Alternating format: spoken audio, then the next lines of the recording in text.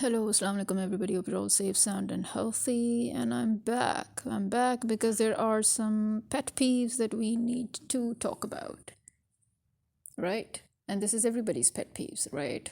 Today is Sunday, it's the 29th of December, and this is the third December in a row, if not the fourth, that Sky Electric, the solar system people, the company that installed the solar system in our house, it's been the third December that they decided to sabotage the system. I call it sabotage because it cannot happen that every year on a December their system goes berserk, right? Either they have deliberately been sabotaging the systems of their customers to force them to subscribe to this annual maintenance fee, which, by the way, they never do any maintenance. And again, this maintenance fee was supposed to be optional in the beginning when you signed the contract, and now they're trying to make it into some sort of a, where they hijack your system or they sabotage your system. And then they say, oh, it's always better to have an annual subscription. Then we keep an eye on everything that's going. Well, guess what? I do have an annual subscription. Why didn't you keep an eye on what's going on? More to the point, how come you never informed me that you had a cloud disconnectivity issue and that you had a server issue for 2 days, and that we, the customers, we've been calling you, we've been emailing you, we've been messaging you, and nobody responded. And I literally had to call the head office in anger in order to find out that, oh, it's a back-end problem. No surprise there, because it's always a back-end problem on every December of every year for the past 3 years. So if they're not deliberately sabotaging their system, then I think they deliberately created their system in such a way that it should self-sabotage by the end of the year. I think they have, and I even asked them, I'm like, have you designed your software to just work from December to December or January to December? Is that it? Because kaboom, every year on December, it self-destructs in one way or the other. There's always a software problem. There's always, a cloud issue. There's always a server issue. There's always a problem, seriously. And, being a yearly, holding a yearly subscription, can you imagine that this whole year nobody came for maintenance? They came on February due to a technical issue. And then they kept on insisting that, oh, whoever, we're not the ones for maintenance. A separate team will come for maintenance. I'm like, at least blow the fucking blower to clear this fucking dust out of the system that you just worked on. At least do that much. And you know what? It's part of your technicality to go and check the wires and the cables to make sure that the issue that you just fixed doesn't recur. And guess what? They counted all of that as maintenance, which I didn't mind. Okay. And then nobody came for the rest of the year until September, when again there was a technical issue. And then again I had to call them.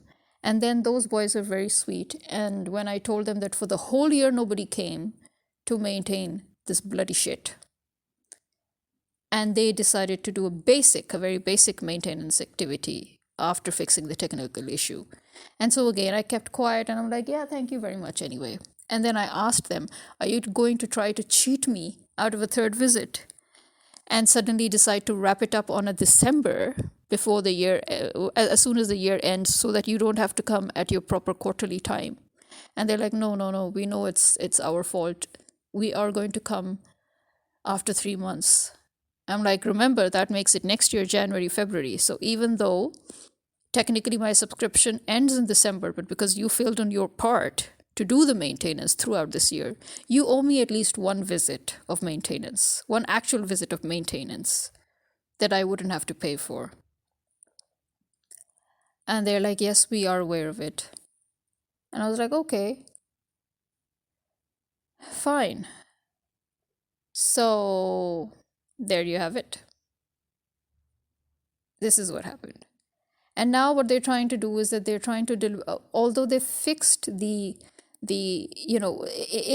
beginning, the first week of this December, they still tried to call me and said, oh, we have a visit due. And I'm like, your visit is due next month.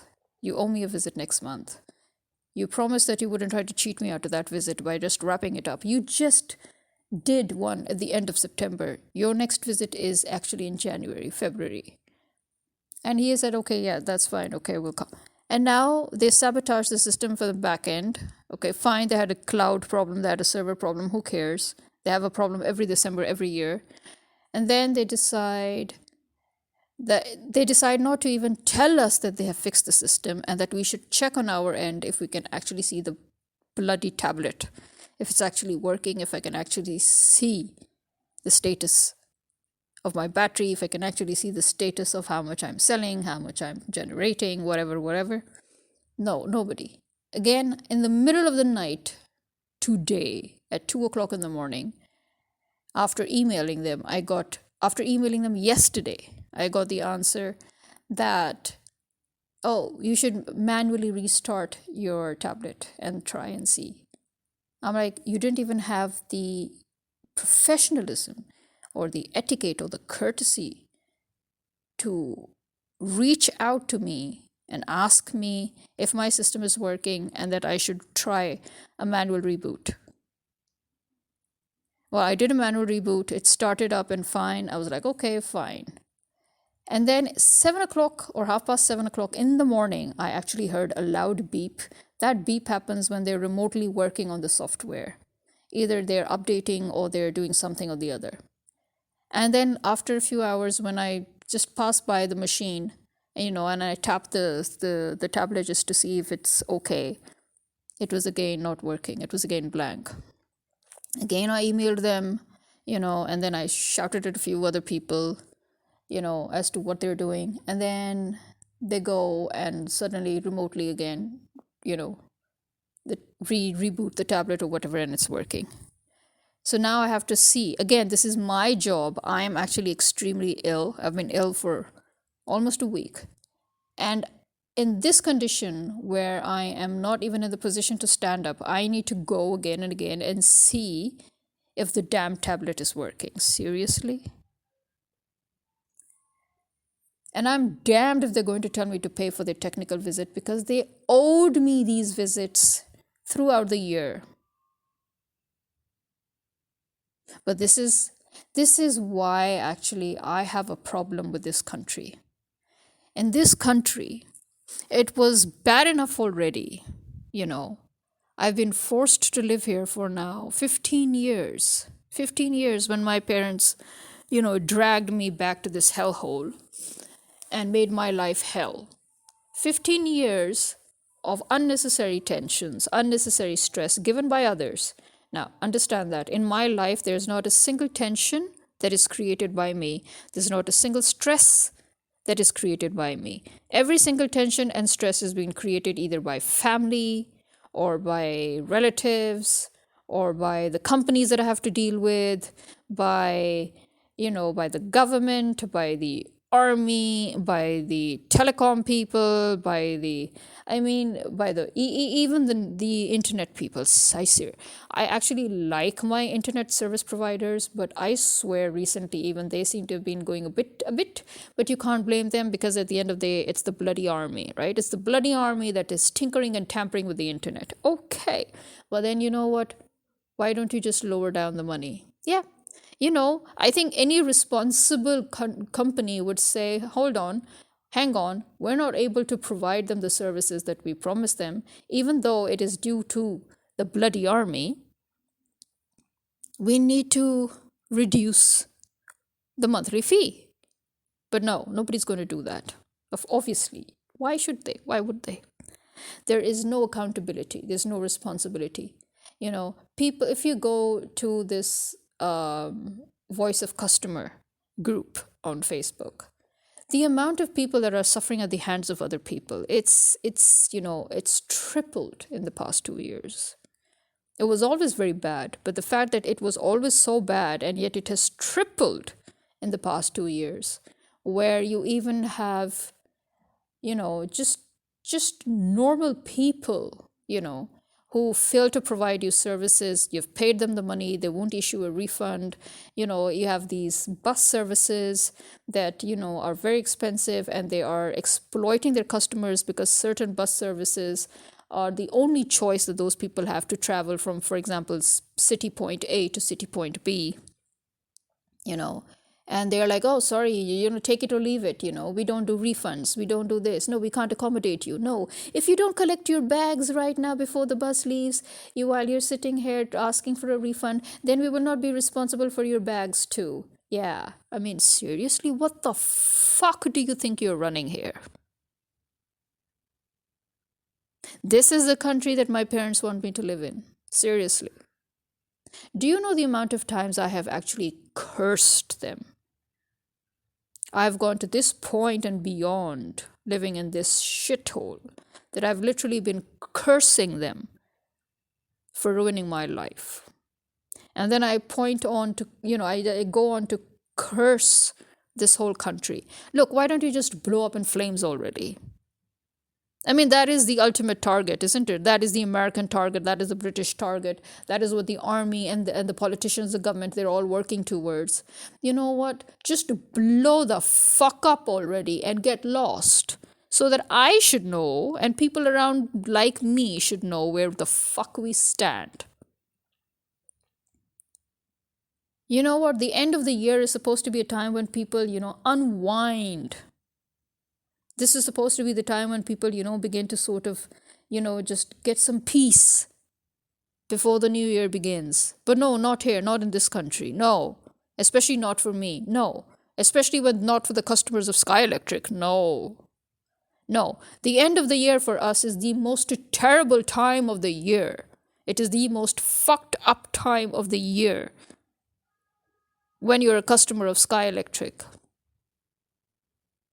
I mean, the mere gall, the actual blatant begharti, the blatant shamelessness of companies like Sky Electric, who are literally cheating their customers so openly and so blatantly. When Sky Electric came to us to set up the system, they did not have anything. They did not even have the money to get the equipment or to get the parts or to get the gadgets or to get the anything, really. They were so new. And they lied to us even then. They said that, even then they made us pay triple the amount any other company would ask for. And they assured us that the reason we were paying triple the amount was because we were buying a system, we were buying a software that had AI and that had remote monitoring.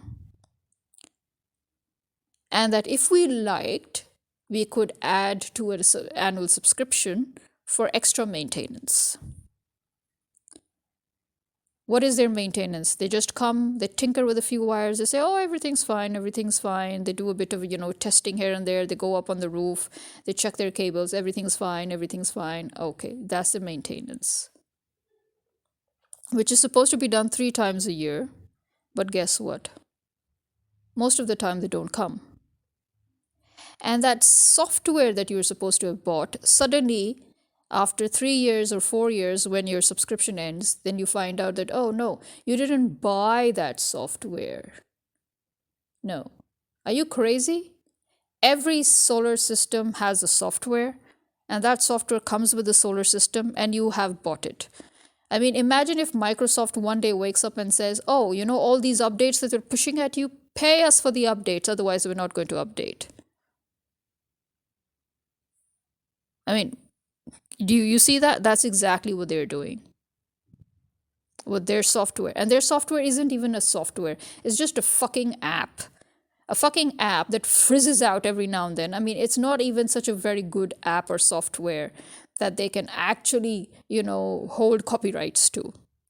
It's just a freaking app that, again, every solar system has. Remote monitoring, who cares? You're always asleep anytime. Anyway, because anytime I have a problem, I have to tell you that there's a problem. What the fuck are you sitting there doing when you don't even see that there's a problem?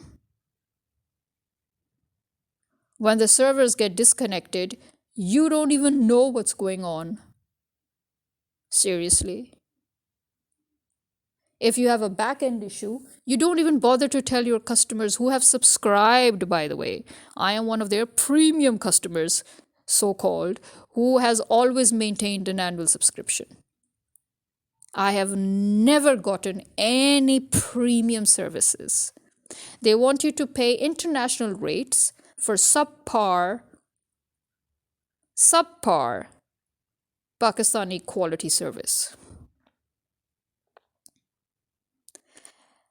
We have installed solar systems on so many other properties. We have never had maintenance issues. We have never had software issues. We have never had hijacking of software, sabotage of software, or pay annual subscription, or do this, do that. And 3 times, in fact, 3 times at least, 3 to 5 times less the money was used on installing those systems which are twice the capacity of this system that we have, twice the capacity. And they are so shameless that they still have the gall to talk to us as if they've given us a very good system. An app that doesn't stay longer than January to December, an app that actually has a death date of December. So from January to December, the app works. It frizzes in between every now and then in December, it literally has to go haywire. Is this some sort of a Y2K inspired, software? I don't know. And then you have the people around you when you go out, if you go to even, anybody, they want the full amount, but they'll give you less than half of what it's due. You go and get multigrain flour, you'll find out he's charging you double the price of its actual price. Why? Because you're living in a certain area. So they think they have the right to overcharge you because you're living in a certain area. You just walk 5 minutes out of that area and you get it for half the price. You go to a grocer or a vegetable vendor or whatever, and you just go to one and he will cite any price that comes out of his mouth. Go to another, he'll cite another price that comes out of his mouth. There is no fixed rate, there is no fixed price. You're dealing with bus services, they're treating you like that. You're going and dealing with airplanes, is this what the whole world has amounted to now? That you pay people to cause you stress, to cause you tension, to cause you harm, to cause you loss, to cause you damage. Both financial as well as psychological. And as I said in my last podcast, that we need to be, I've said it in actually every podcast, we are to be blamed for the fuckers that we have up there, the fuckers in the army, the fuckers in the government. We are to blame because, as I said, this toxic system, this mentality, this enslaved, suppressed mentality, it starts at home. When your parents, they emotionally blackmail you about, them being parents. They bring religion when it suits them. They bring culture when it suits them, just to keep on suppressing their children. And till their deaths, they do not believe they've done anything wrong. When actually in Islam, there are many instances in which actually God has said it very clearly that for anything that goes wrong with the child, the parents are responsible. If the parents have not been good parents and their children end up to be bad people, the credit goes to the parents. But if the children end up being good people, but they still don't do anything good for their parents, it's fine. But all his good characteristics will not be credited to his parents. It's all on his own. He gets the credit for being a good person despite the circumstances, right? So there's also a hadith where Allah has cursed those parents who by their behavior compel their children to disobey them, right? Then, Hazrat Umar's incident, which I talked about last time, let me make it a little more clear. That time there was a man who brought his young son and complained about him being, he's disobedient and this or that. And the son asked the Caliph, Hazrat Umar, that, okay, tell me, do I have any rights? And he said, yes, your most basic rights are that your father should give you an educated mother, and he should give you a good name, and he should at least teach you the Quran. The boy said, my mother is uneducated, she's illiterate, she can't read or write. And my name, he gave his name, which actually meant beetle. He said, this is the name I'm given, so tell me. And then Hazrat Umar just went ballistic on the father, and he's like, how dare you come and complain about your kid? You're the one that couldn't fulfill his rights, his basic rights. You couldn't even fulfill that. First of all, you started it. He has every right to retaliate. You cannot complain. So your very basic rights, even, which let's be fair, how many people can actually say that they have educated parents, even in today's time, or mothers? Because there are still so many women in the villages who are not educated, men too, but the fact that a man is going to be blamed, or the woman, the parents are going to be blamed.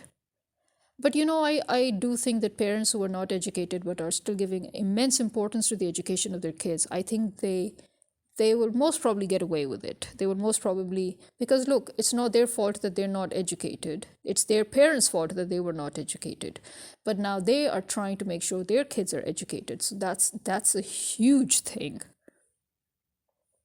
But anyway, let's just move on back to the point. Point being, this is just one example. As I'm saying, basic rights. Now, there are parents who immediately think that this is part of Islam, but I'm sorry to say this is still part of your very, very Hindu culture, where they think that, just give only basic education to the girls.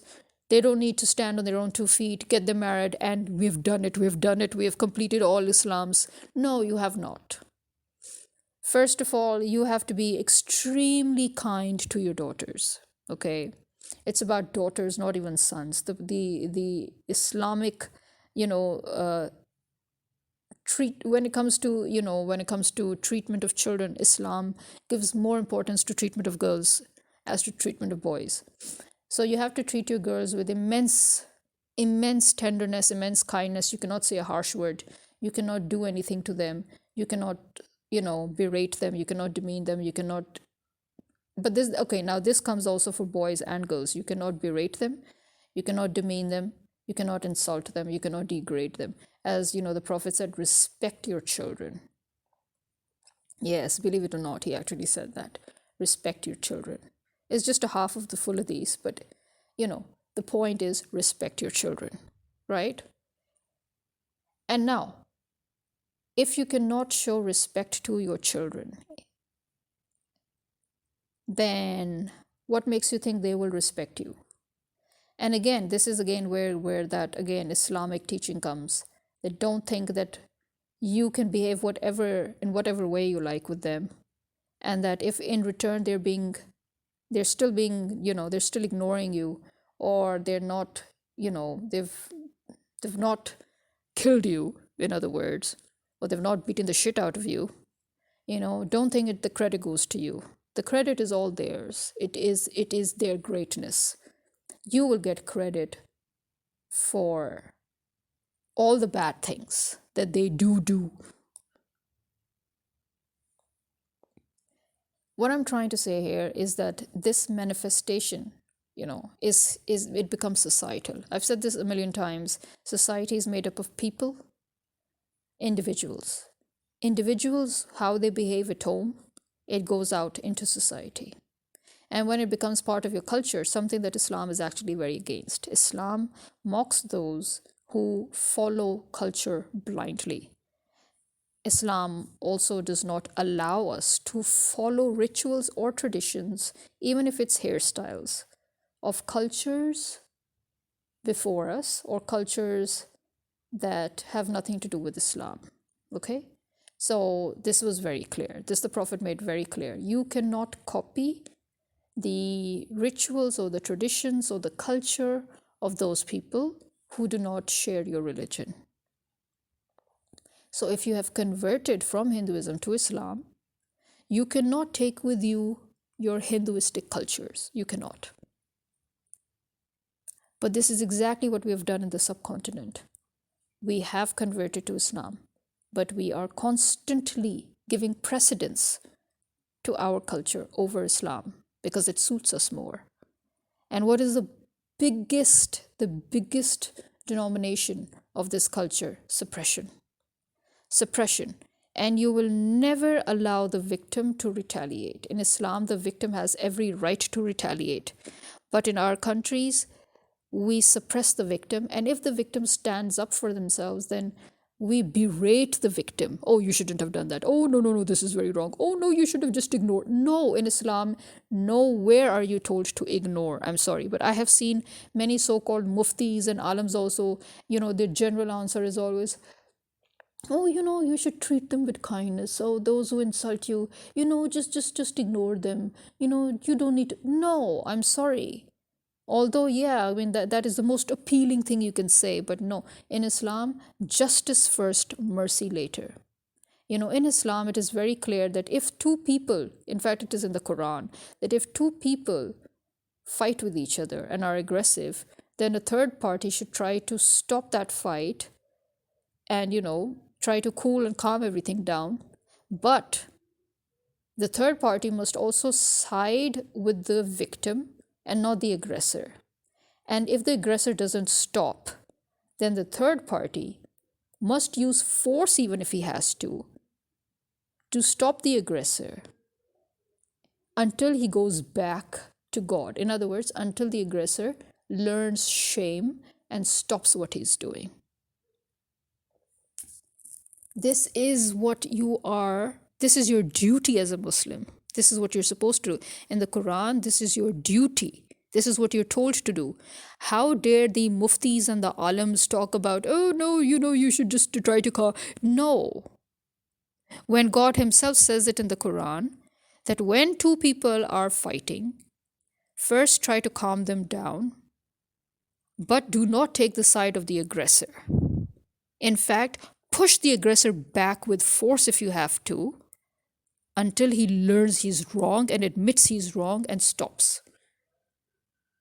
And over here, you allowed corrupt assholes to rule over you. You allowed your army to constantly kill your leaders.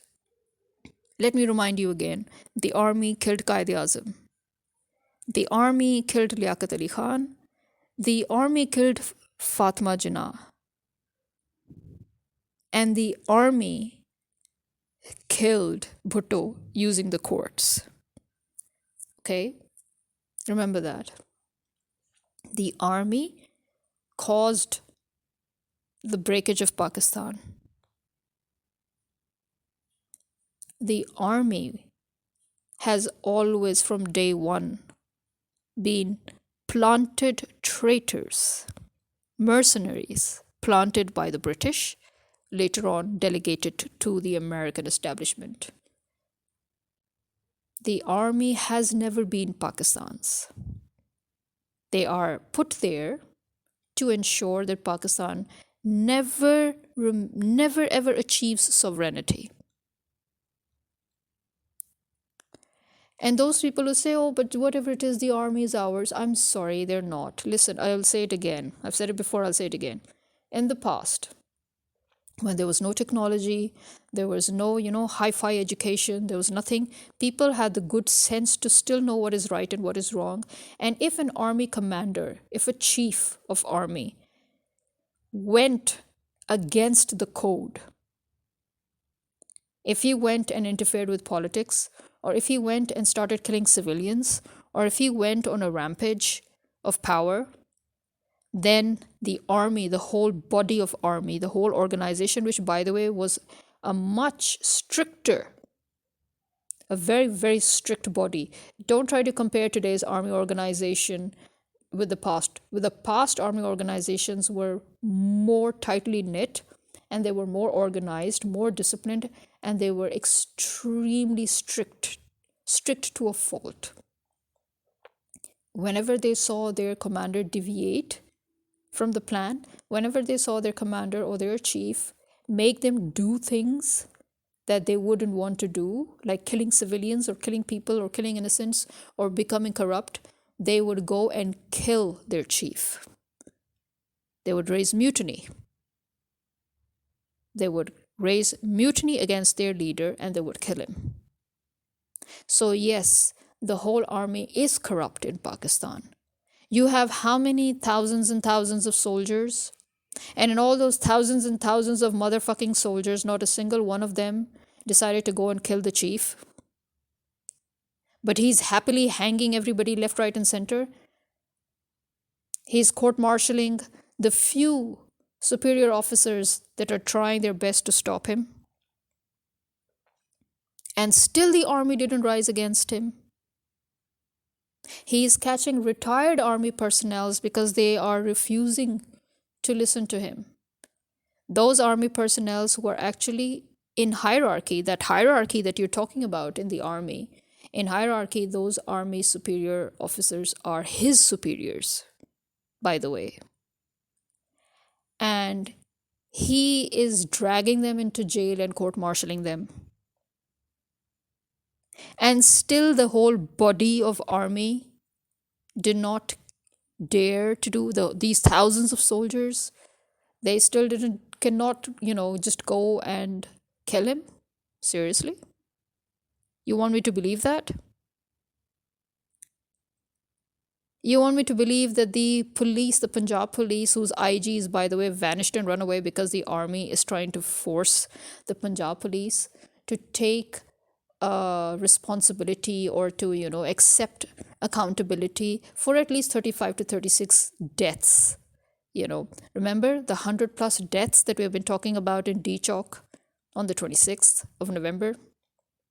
Yeah. Another body has been delivered to his family from the morgue, which is a month old, and they tried to camouflage it. But obviously, it became very viral because, when they did ghusl, which is basically when you wash up the dead body before burying them, when they did ghusl, they obviously videotaped. They recorded it and put it on the internet. And you could see that he was actually shot in the shank. It was the shank, right? Well, anyway. The point is, they tried to lie that he was not one of them, one of those dead missing people from D-Chalk. And now they're trying to pressurize the Punjab police, who, by the way, actually did not do the shooting. The whole thing was done by the army. So they're trying to pressurize the Punjab police that at least help us here. Just take a credit for at least 35 or 36 of those. And what was the media, what was the Pakistani media and Al Jazeera and all saying? 2 deaths, 4 deaths. So who are those 35, 36 deaths? Which are those that they want the Punjab police to take credit for, or to accept liability for, actually? And we already have, about 14 that have been declared, and now there's 15, isn't it? If I remember my counting here at the if I remember, there were 14, right? And now there's 15. So 14, 15, and then 36.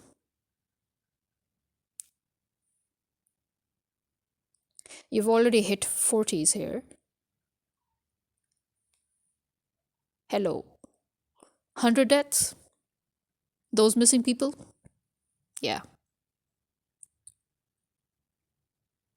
And the fact that they're trying to divert the people's attention by creating this whole court-martial thing and, these fuck the court. In fact, if anything, I think if anybody has any good sense of storytelling or narrating, then instead of blasting out on social media about the court-martial, you should link this court-martialing to the D-Chalk event, put them all together in one cake, and narrate it.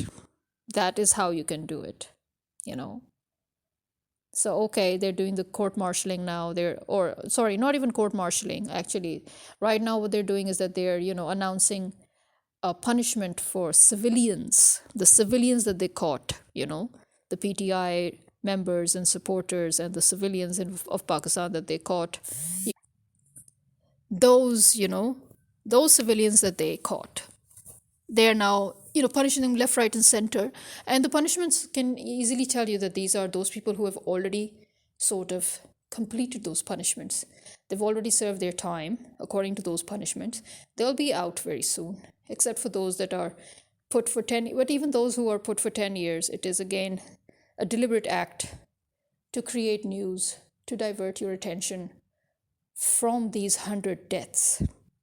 So again, I would say a good narrator would cook both these two together and present it.